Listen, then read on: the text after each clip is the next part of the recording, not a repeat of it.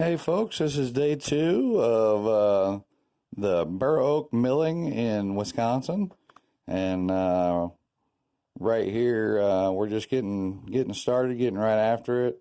We've already done the top piece where we screw the board on, and we're still learning our to even remember to do our videos and stuff like that, and so we just forgot to videotape the first part of that, and so we've already done that, and we've moved on to the first main plank, and that's just where we're at. So um, I'm glad we saved the smaller log for the second day. We just did all the heavy work on day one, and day two should be a lot easier.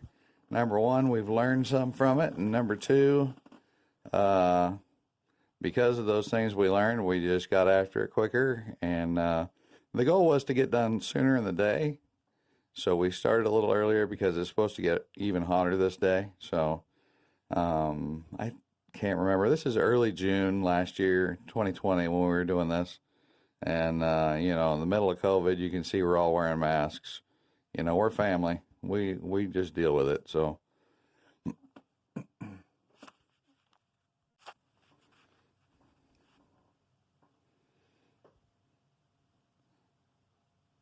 So with all that, we're just still getting to the point to where you can see we're here. We're actually able to stand up. We've got the log sitting up on other logs, so it's higher up in the air. So that was a good start for us. We're thinking through things and getting the log elevated, so that helps. And then just we're all learning our role here in how to make all this work. So that's Chris in the gray shirt, and that's Donna, his wife, behind him, and Caleb standing right there with me. So, leaning against the wood pile. Don't keep hammering the wedges in. Okay. Because it causes it to cut uneven by pushing the boards apart too much. Okay. You want it just enough to where it's like the width of the blade, keeps it open. I forgot to mention that. No. Okay.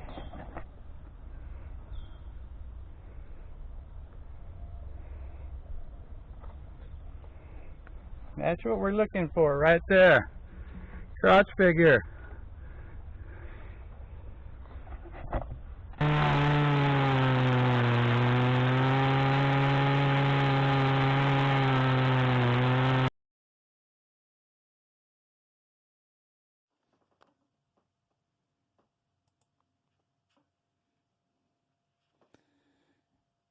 Right here you can see Chris is starting this next log. You can see real good there that we've got the log on top of other logs, so it's raised up. We can see it better there. And I'm just kind of letting him do it. It's nice when you have people that you can take turns so you don't get all wore out as much. But then it's nice to have extra help too when you get close to the end, just holding everything the way it needs to be held and keeping the kerf open for the saw blade.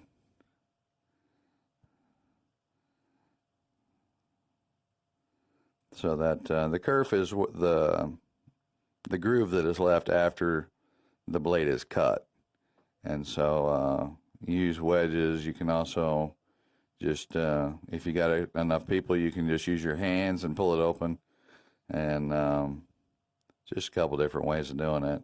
Now right here, Caleb just needs to be real careful.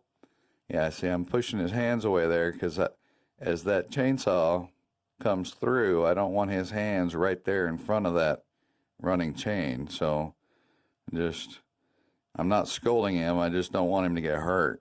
So, and then I'm going to lean back. I tell him to take the end because it's safer there. And then I'm going to pick up so that the kerf is good, and then they're able to exit without it pinching. So that seemed to work pretty well.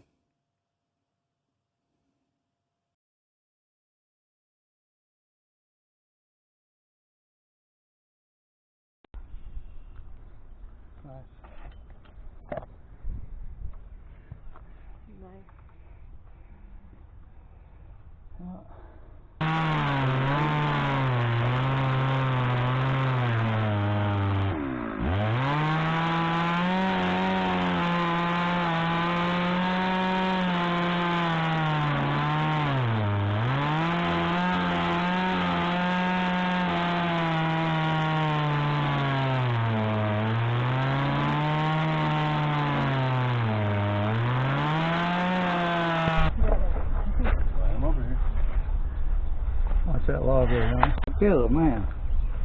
He's dexterous. It helps to have two fish longer legs. Yeah. Than you, yes. Yeah. Here we're just getting a look at the log. Looks like we're going to have enough for one more plank, so we get set up and do one more plank.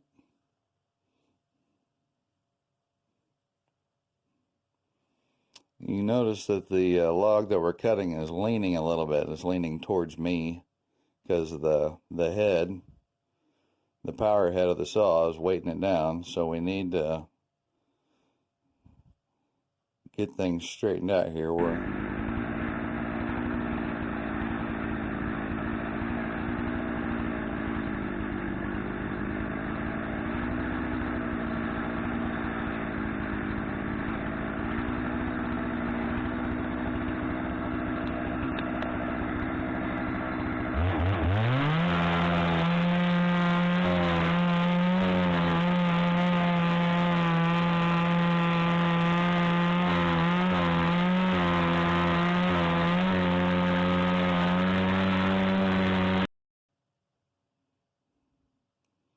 Right here, I'm realizing that this power head, at least I'm thinking, yeah, I'm realizing that the power head's not going to go by that log that the board is sitting on, that the log is sitting on. So we're trying to rock it back up so that we can get the power head by it.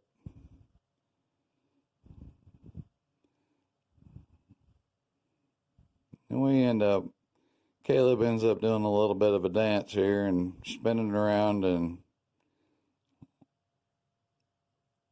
leaning every which way at some point here. We figured out it's not too tough, but it's just making it easy. So see right here, Caleb's turned around facing the other way. He's basically just straddling the log and got his hands on it. And he's facing the opposite direction so the fumes aren't blowing right in his face. So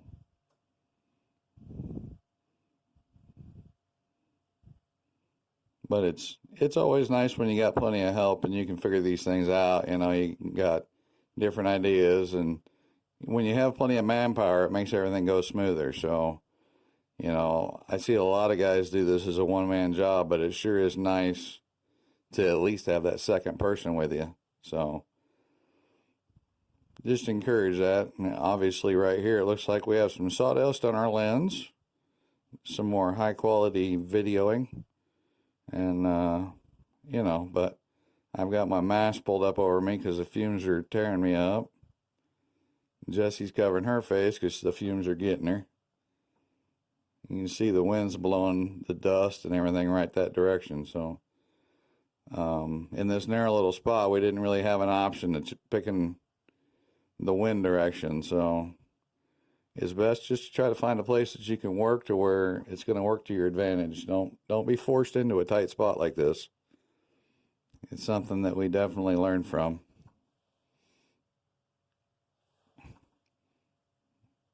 There's Caleb recognizing that we're finishing the cut, and he's coming over to help, which is good.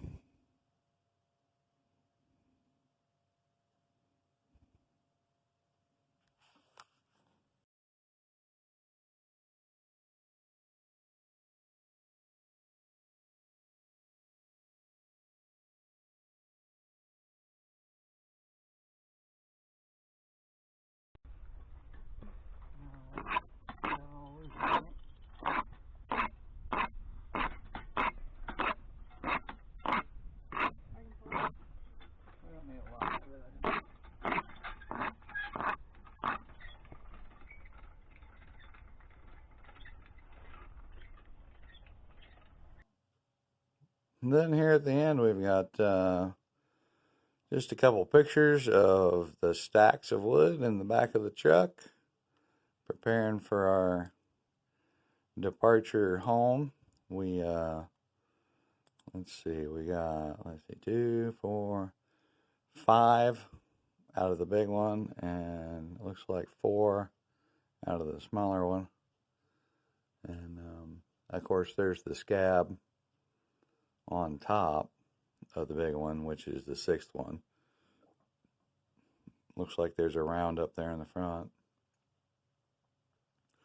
So this is fully loaded. Looks like we got everything in the truck. This is just before we head home on Tuesday, I think it was. So, but everything went really well. If you enjoyed the video, please like and subscribe. And we're looking forward to seeing you again real soon. God bless. Have a good day.